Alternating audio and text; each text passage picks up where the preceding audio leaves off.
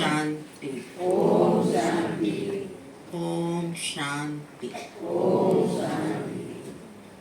आज है 29 फरवरी। है कोई आज किसी का जन्मदिन? है किसी का जन्मदिन?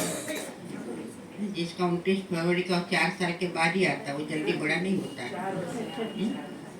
4 साल के बाद ही उसका बर्थडे आएगा ना। फिर मोरारजी देसाई का जन्म 29 फरवरी का था। 4 साल के बाद ही उनका बर्थडे आता था।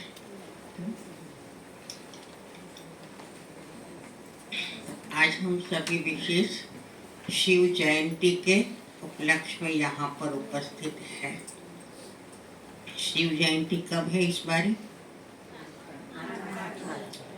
8 मार्च। और 8 मार्च साथ में और कौन सा दिवस है? अंतर्राष्ट्रीय महिला दिवस। तो अंतर्राष्ट्रीय महिला दिवस भी है, तो साथ में शिवरात्रि भी है। अब शिव का जन्मदिन मनाएंगे कि महिला दिवस मनाएंगे?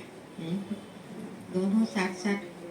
क्योंकि शिव बाबा ने आकर के बहनों को ही तो आगे किया है ना। बहनों के ऊपर ही तो जवाबदारी का कलश रखा हुआ है। तो दोनों साथ में है इस बार। हम मना रहे हैं 8 दिन पहले। तो विशेष कल की सारी मूल्य आपने सुनी होंगी। कल की सारी मूल्य किस पर थी? शिव जयंती पर थी ना। सारी मूल्य ही शिव जयंती पर थी। शिव जयंती ही सच्ची सच्ची गीता जयंती है। फिर होती है कृष्ण जयंती। तो एक शिव जयंती के अंदर और कितनी जयंतियां समाई हुई है? और कौन कौन सी जयंती इसमें समाई हुई है?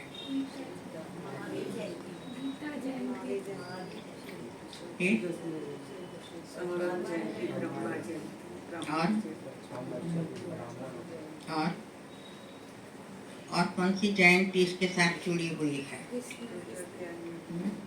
शिव बाबा आते हैं तो शिव जयंती सो ब्रह्मा तन में प्रवेश किया तो ब्रह्मा का भी जन्म हुआ ना। तो ब्रह्मा जयंती हुई। ब्रह्मा के 12 ब्राह्मणों को पैदा किया तो हम ब्राह्मणों की भी जयंती हो गई।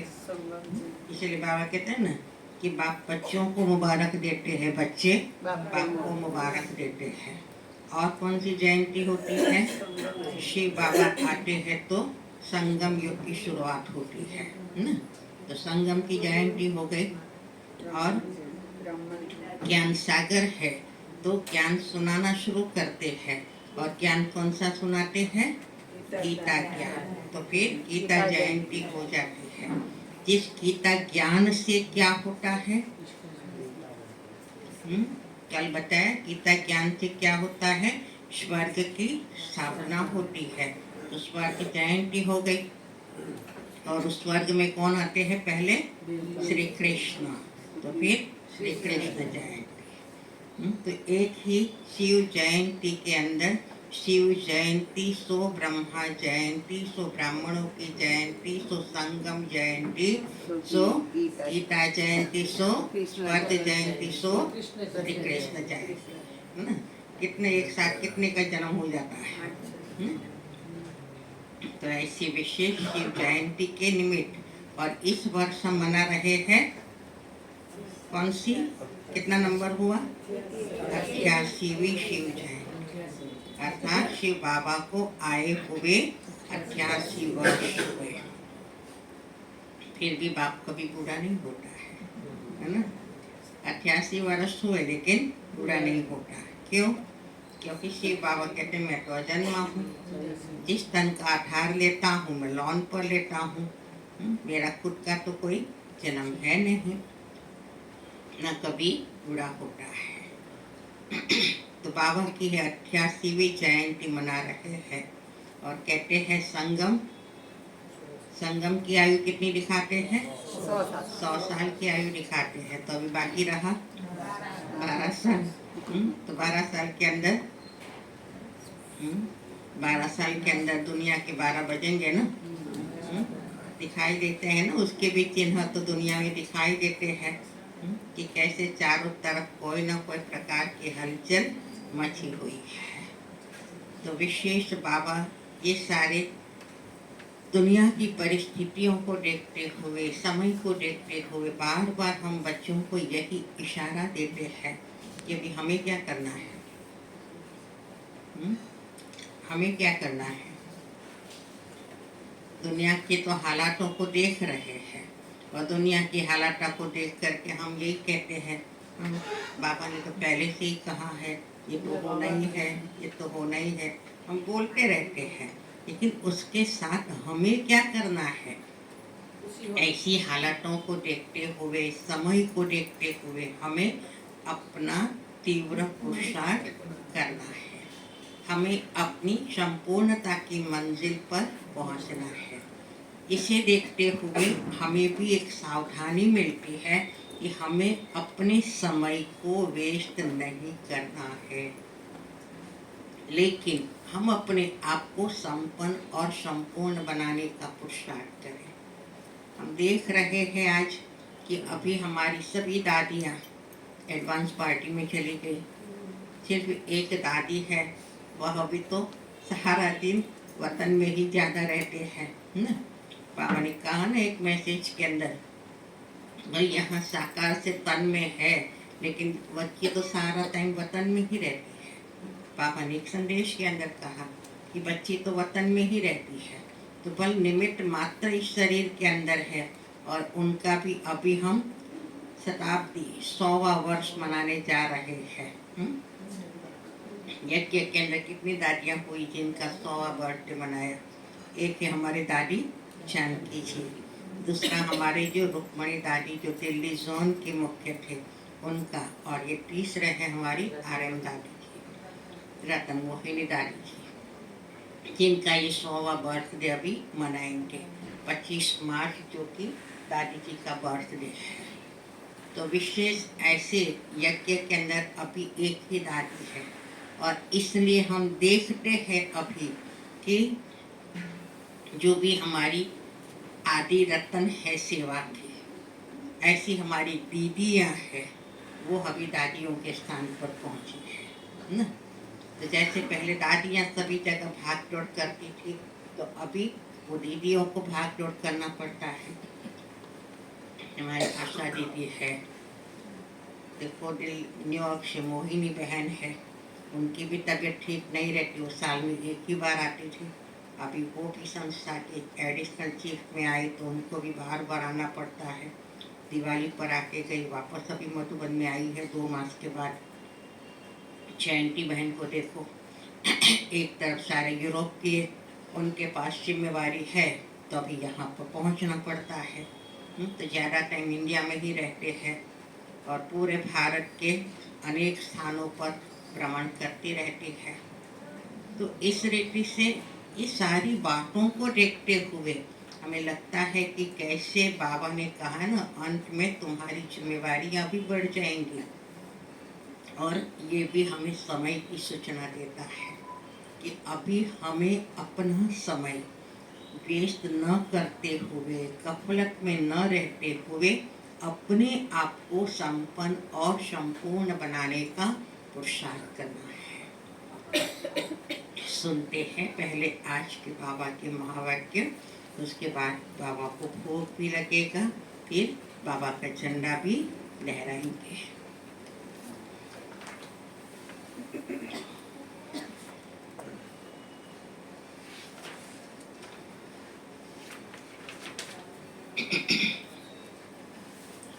मूल्य का सार है, मीठे बच्चे, माया दुश्मन तुम्हारे सामने है।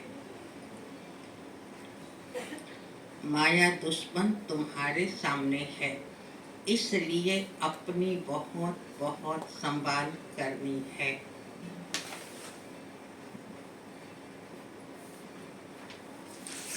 इसलिए तुम्हें बहुत बहुत संभाल करनी है। अगर चलते चलते माया में फंस गए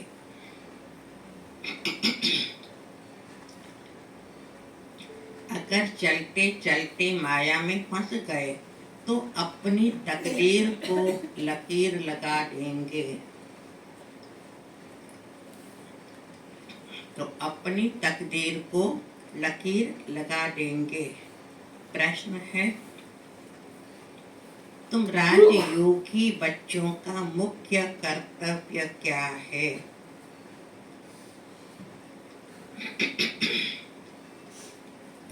तुम राजयोगी बच्चों का मुख्य कर्तव्य क्या है? उत्तर है पढ़ना और पढ़ाना। पढ़ना और पढ़ाना, यही तुम्हारा मुख्य कर्तव्य है।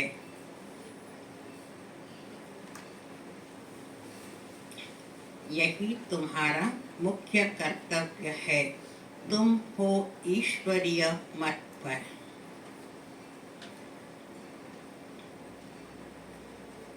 तुम्हें कोई जंगल में नहीं जाना है। तुम हो ईश्वरीय मत पर, तुम्हें कोई जंगल में नहीं जाना है। घर गृहस्थ में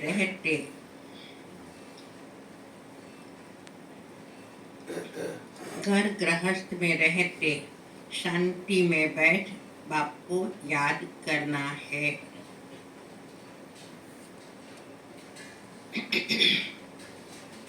शांति में बैठ बाप को याद करना है। अलफ और बे।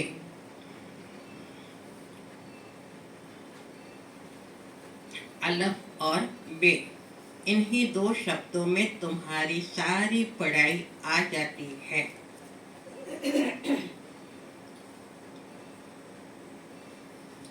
इन्हीं दो शब्दों में तुम्हारी सारी पढ़ाई आ जाती है। ओम शांति। माँ को भी ब्रह्मा द्वारा कह सकते हैं कि बच्चों गुड मॉर्निंग, परंतु फिर बच्चों को भी रेस्पॉन्ड देना पड़े।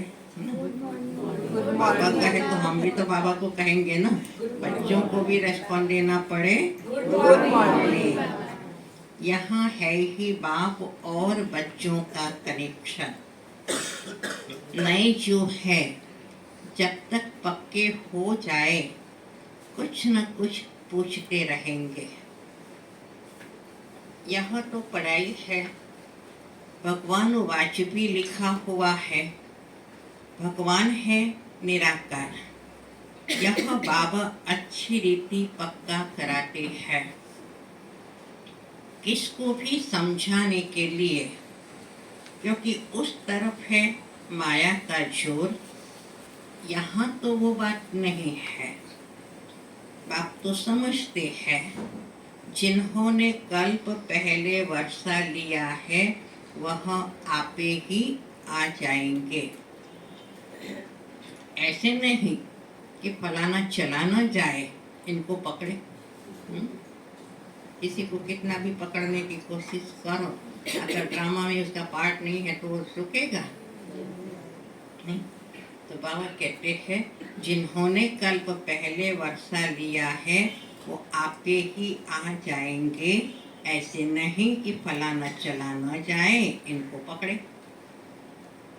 बाबा क्या कहते आगे, चला जाए तो चला जाए।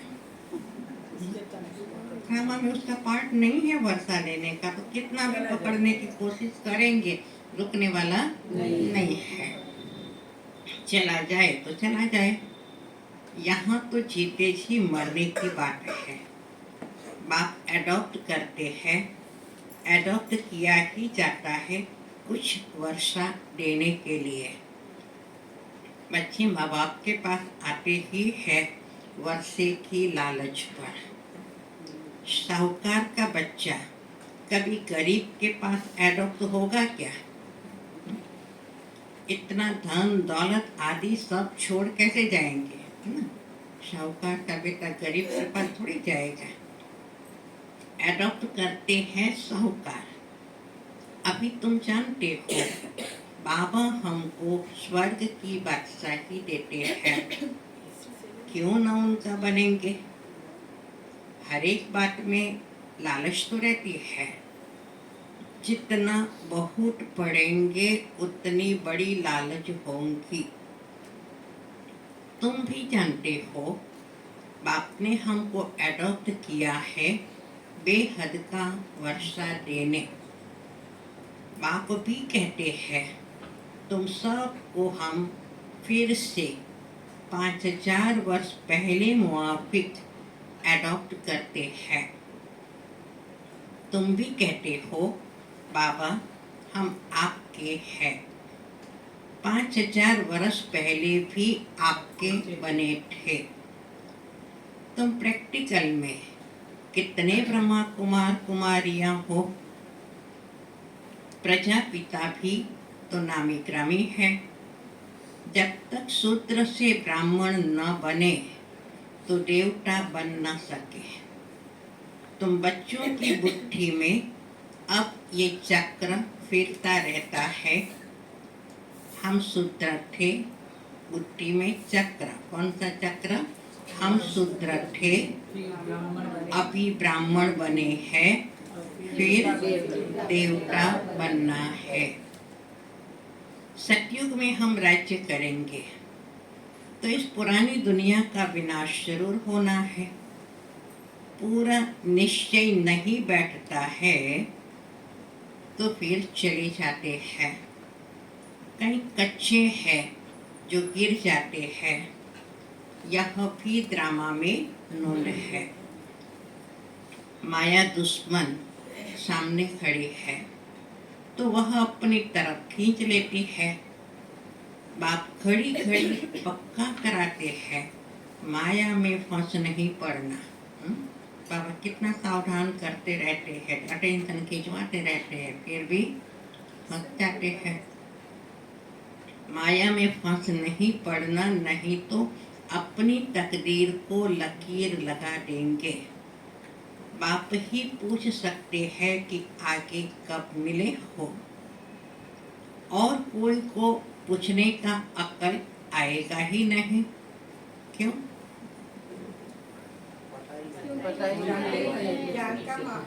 क्योंकि ये ड्रामा है, रिपीट होता है। ये दुनिया वाले थोड़े जानते हैं, तो बल्कि और किसी को पूछने का अक्ल आएगा ही नहीं। बाप कहते हैं मुझे भी फिर से गीता सुनाने आना पड़े, आकर रावण की जेल से छुड़ाना पड़े। बेहद का बाप बेहद की बात समझाते हैं। अभी रावण का राज्य है, पतित राज्य है, जो आधा कल्प से शुरू हुआ है। रावण को 10 शीश दिखाते हैं, विष्णु को 4 भुजा दिखाते हैं। अब ऐसे तो कोई मनुष्य होता नहीं 10 शीश वाला, कोई 4 हाथ वाला हो कहीं। ये तो प्रवृत्ति मार्ग दिखाया जाता है। यहाँ है एम ऑब्जेक्ट, विष्णु द्वारा पालना। विष्णुपुरी को कृष्णपुरी भी कहते हैं।